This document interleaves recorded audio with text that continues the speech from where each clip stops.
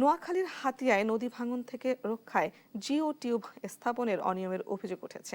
পানি উন্নয়ন বোর্ড হাতিয়ার আফাজিয়া চর ঈশ্বর ইউনিয়নের তালুকদার গ্রাম এলাকায় জিও টিউব স্থাপন শুরু করে। তবে কাজ শুরুর পর স্থানীয়দের অভিযোগ, ভালো মানের জিও টিউব পরিবর্তে ব্যবহার করা হচ্ছে ছেঁড়া ও নিম্নমানের ব্যাগ।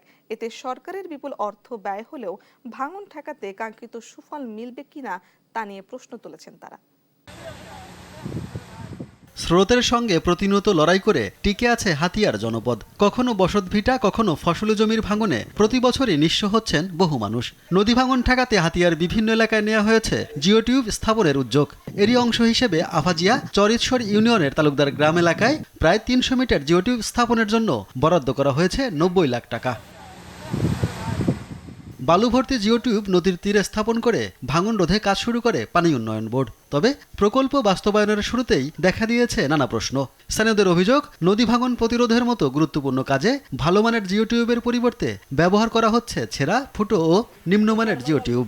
আমাদের এলাকায় যে বস্তাগুলো ফেলানো হচ্ছে, বস্তাগুলা ভালো মানের কোনো বস্তা দেওয়া হচ্ছে না। বস্তাগুলা বালুটা দেওয়ার পরে বস্তাগুলা ফাটে যাচ্ছে। পুরো বস্তাটাই ২ নম্বরই বস্তা, প্রত্যেকটা বস্তার মুখ ফাটা।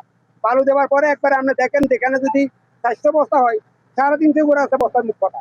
স্থানীয়দের আশঙ্কা, নিম্নমানের সব জিও টিউব নদীতে স্থাপন করা হলে স্রোতের চাপে দ্রুত নষ্ট হয়ে যেতে পারে। যেখানে বালু দেওয়ার কথা, বালুগুলো এখানে অনেক চিকন বালু দিচ্ছে, তার কারণে এগুলা থাকবে না, কিছুদিন পরে এগুলা নষ্ট হয়ে যাবে। বালুগুলো চলে যাচ্ছে, মানে থাকতেছে না। আগামী ওখানে কিছু এলাকার মানুষ কিছু তো বলে, ওরা বলা আমাদের দিকে ছাড়া যাচ্ছে। পানি উন্নয়ন বোর্ড বলছে, জিও ব্যাগগুলো পরিবর্তনের জন্য তারা ঠিকাদারকে প্রয়োজনীয় নির্দেশনা দেবে। একটা ব্যাগ ছিঁড়ে গেছে বালকেটের ধাক্কায়, ওটা আমরা ঠিকাদারকে রিপ্লেস করতে বলছি।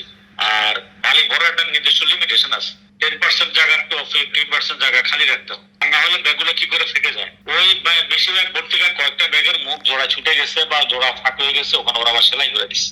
নদী ভাঙন থেকে রক্ষা পেতে সরকারের নেওয়া উদ্যোগ যেন নিম্নমানের কাজের কারণে ব্যর্থ না হয়, এটাই হাতিয়ার মানুষের প্রত্যাশা।